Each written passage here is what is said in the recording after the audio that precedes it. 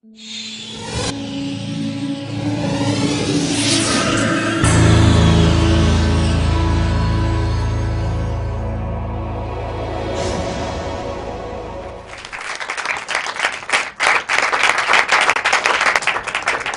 why does good sex so often fade, even for couples who continue to love each other as much as ever?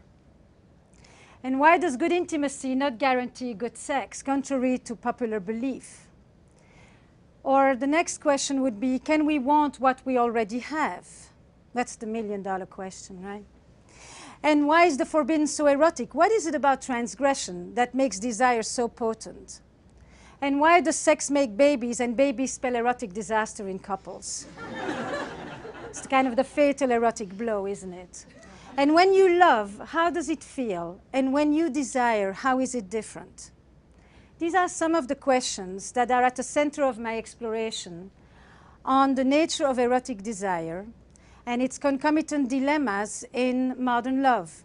So I traveled the globe, and what I'm noticing is that everywhere where romanticism has entered, there seems to be a crisis of desire.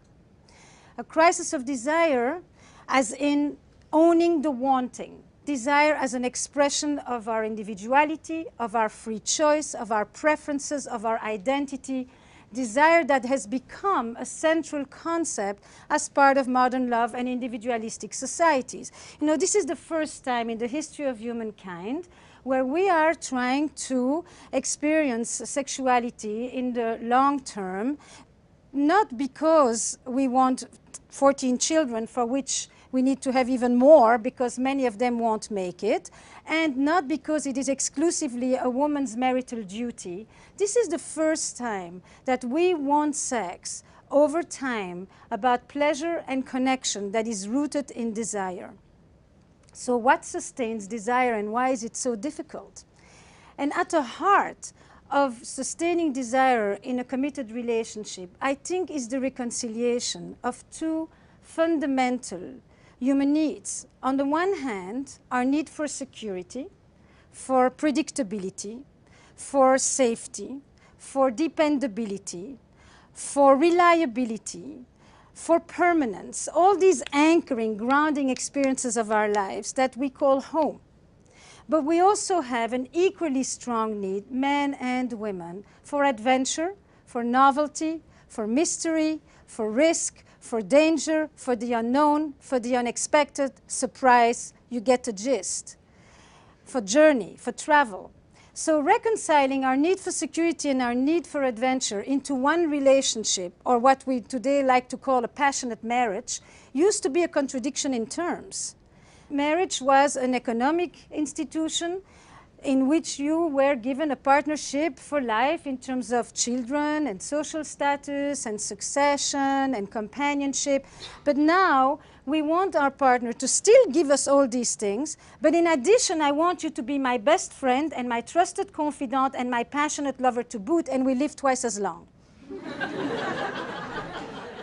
So we come to one person, and we basically are asking them to give us what once an entire village used to provide. Give me belonging, give me identity, give me continuity, but give me transcendence and mystery and awe all in one.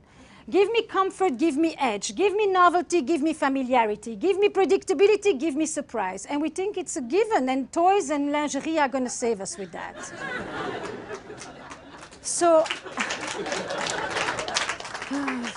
So now we get to the existential reality of this story, right?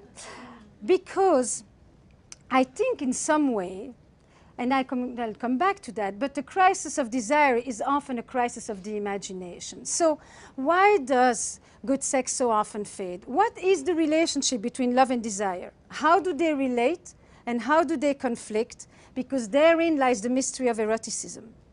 So if there is a verb for me that comes with love, it's to have.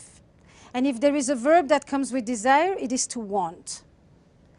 In love, we want to have. We want to know the beloved. We want to minimize the distance. We want to contract that gap. We want to neutralize the tensions. We want closeness. But in desire, we tend to not really want to go back to the places we've already gone. Foregone conclusion does not keep our interest. In desire, we want an other, somebody on the other side that we can go visit, that we can go spend some time with, that we can go see what goes on in their red light district. You know, in desire, we want a bridge to cross. Or in other words, I sometimes say, fire needs air. Desire needs a space. And when it's said like that, it's often quite abstract. But then I took a question with me, and I've gone to more than 20 countries in the last few years with mating in captivity. And I ask people, when do you find yourself most drawn to your partner? Not attracted sexually per se, but most drawn.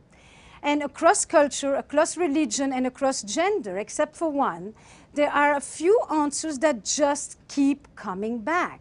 So the first group is, I am most drawn to my partner when she's away, when we are apart, when we reunite. Basically, when I get back in touch with my ability to imagine myself with my partner, when my imagination comes back in the picture, and when I can root it in absence and in longing, which is a major component of desire. But then the second group is even more interesting. I am most drawn to my partner when I see him in the studio, when she's on stage, when he's in his element, when she's doing something she's passionate about, when I see him at a party and other people are really drawn to him, when I see her hold court. Basically, when I look at my partner radiant and confident, probably the biggest turn on across the board.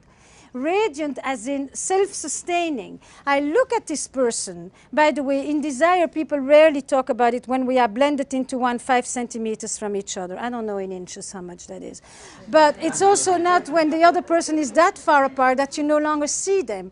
It's when I'm looking at my partner from a comfortable distance, where this person that is already so familiar, so known, is momentarily once again somewhat mysterious, somewhat elusive. And in this space between me and the other lies the erotic élan, lies that movement toward the other. Because sometimes, as Proust says, mystery is not about traveling to new places, but it's about looking with new eyes. And so when I see my partner on his own or her own doing something in which they are enveloped, I look at this person and I momentarily get a shift in perception, and I stay open to the mysteries that are living right next to me. And then, more importantly, in this description about the other, or myself, it's the same. What is most interesting is that there is no neediness in desire. Nobody needs anybody. There is no caretaking in desire. Caretaking is mightily loving. It's a powerful anti-aphrodisiac. I have yet to see somebody who is so turned on by somebody who needs them. Wanting them is one thing. Needing them is a shutdown, and women have known that forever, because anything that will bring up parenthood will usually decrease the erotic charge. For good reasons, right? And then the third group of answers usually would be when I'm surprised, when we laugh together, as somebody said to me in the office today, when he's in his tux. So I said, you know, it's either the tux or the cowboy boots. You know, but basically it's when there is novelty. But novelty isn't about new positions. It isn't a repertoire of techniques. Novelty is, what parts of you do you bring out? What parts of you are just being seen? Because in some way one could say, sex isn't something you do, huh? Sex is a place you go.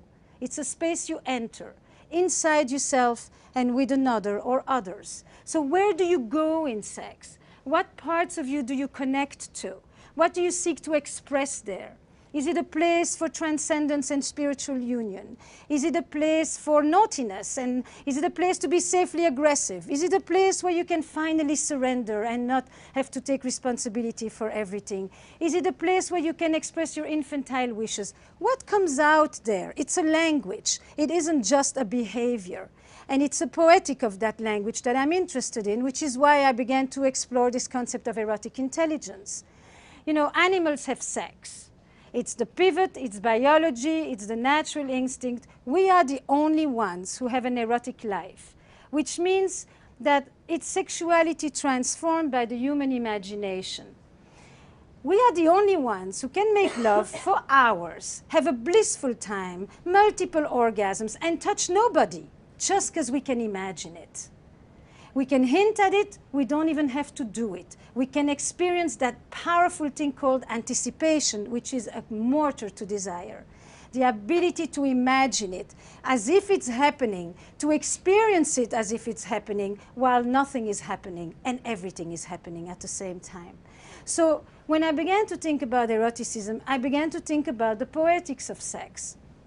And if I look at it as an intelligence, then it's something that you cultivate. What are the ingredients? Imagination, playfulness, novelty, curiosity, mystery. But the central agent is really that piece called the imagination. But more importantly, for me to begin to understand who are the couples who have an erotic spark, what sustains desire, I had to go back to the original definition of eroticism, the mystical definition. And I went through it through a bifurcation by looking actually at trauma, which is the other side. And I looked at it looking at the community that I had grown up in, which was a community in Belgium, all Holocaust survivors. And in my community, there were two groups, those who didn't die and those who came back to life. And those who didn't die lived often very tethered to the ground, could not experience pleasure, could not trust, because when you're vigilant, worried, anxious, and insecure, you can't lift your head to go and take off in space and be playful and safe and imaginative. Those who came back to life were those who understood the erotic as an antidote to death. They knew how to keep themselves alive. And when I began to listen to the sexlessness of the couples that I work with, I sometimes would hear people say, I want more sex. But generally, people want better sex. And better is to reconnect with that quality of aliveness, of vibrancy, of renewal, of vitality, of eros, of energy that sex used to afford them or that they've hoped it would afford them. And so I began to ask a different question. I shut myself off when? Began to be the question. I turn off my desires when, which is not the same question as what turns me off is, and you turn me off when.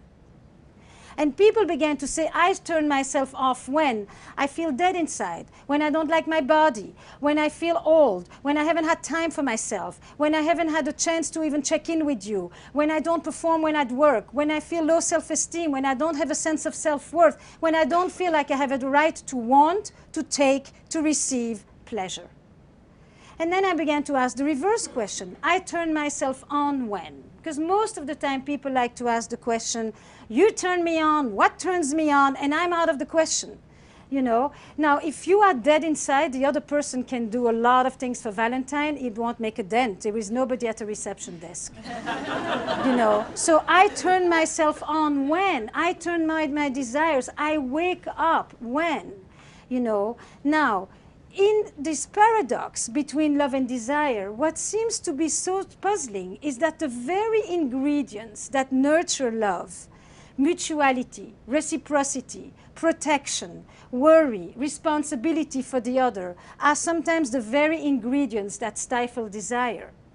Because desire comes with a host of feelings that are not always so favorites of love. Jealousy, possessiveness, aggression, power, dominance, naughtiness, mischief. Basically, most of us, you know, will get turned on at night by the very same things that we will demonstrate against during the day.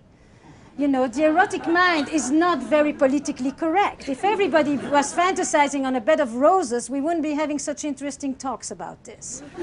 You know, but no, in our mind up there are a host of things going on that we don't always know how to bring to the person that we love, because we think love comes with selflessness, and in fact desire comes with a certain amount of selfishness in the best sense of the word. The ability to stay connected to oneself in the presence of another. So I want to draw that little image for you, because this need to reconcile these two sets of needs, we are born with that. Our need for connection, our need for separateness, or our need for security and adventure, or our need for togetherness and for autonomy.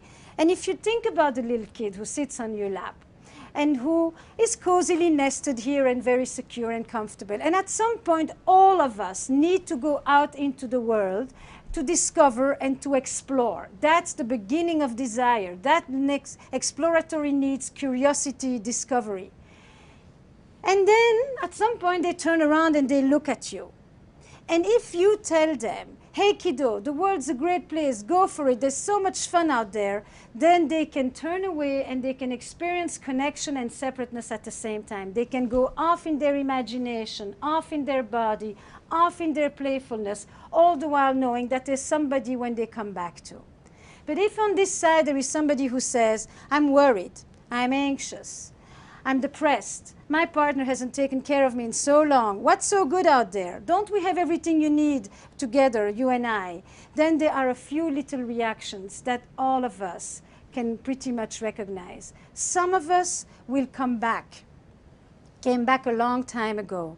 And that little child who comes back is the child who will forgo a part of himself in order not to lose the other. I will lose my freedom in order not to lose connection. And I will learn to love in a certain way that will become burdened with extra worry and extra responsibility and extra protection. And I won't know how to leave you in order to go play, in order to go experience pleasure, in order to discover, to enter inside myself. Translate this into adult language. It starts very young, it continues into our sex lives up to the end. Child number 2 comes back, but looks like that over their shoulder all the time. You know, are you going to be there? You're going to curse me. You're going to scold me. You're going to be angry with me. And they may be gone, but they're never really away. And those are often the people that will tell you in the beginning it was super hot. Because in the beginning, the growing intimacy wasn't yet so strong that it actually led to the decrease of desire. The more connected I became, the more responsible I felt, the less I was able to let go in your presence. The third child doesn't really come back. So what happens if you want to sustain desire, it's that real dialectic piece. On the one hand, you want the security in order to be able to go. On the other hand, if you can't go, you can't have pleasure, you can't culminate, you don't have an orgasm, you don't get excited because you spend your time in the body and the head of the other and not in your own. So in this dilemma about reconciling these two sets of fundamental needs, there are a few things that I've come to understand erotic couples do. One, they have a lot of sexual privacy. They understand that there is an erotic space that belongs to each of them. They also understand that foreplay is not something you do 5 minutes before the real thing. Foreplay pretty much starts at the end of the previous orgasm. They also understand that an erotic space isn't about you begin to stroke the other. It's about you create a space where you leave Management Inc., maybe where you leave the Agile program, and you actually just enter that place where you stop being the good citizen who is taking care of things and being responsible. Responsibility and desire just butt heads. They don't really do well together. Erotic couples also understand that passion waxes and wanes. It's pretty much like the moon. It has intermittent eclipses. But what they know is they know how to resurrect it. They know how to bring it back. And they know how to bring it back because they have demystified one big myth, which is the myth of spontaneity, which is that it's just going to fall from heaven while you're folding the laundry like a deus ex machina. And in fact, they understood that whatever is going to just happen in a long-term relationship already has. Committed sex is premeditated sex. It's willful, it's intentional, it's focus and presence. Merry Valentine.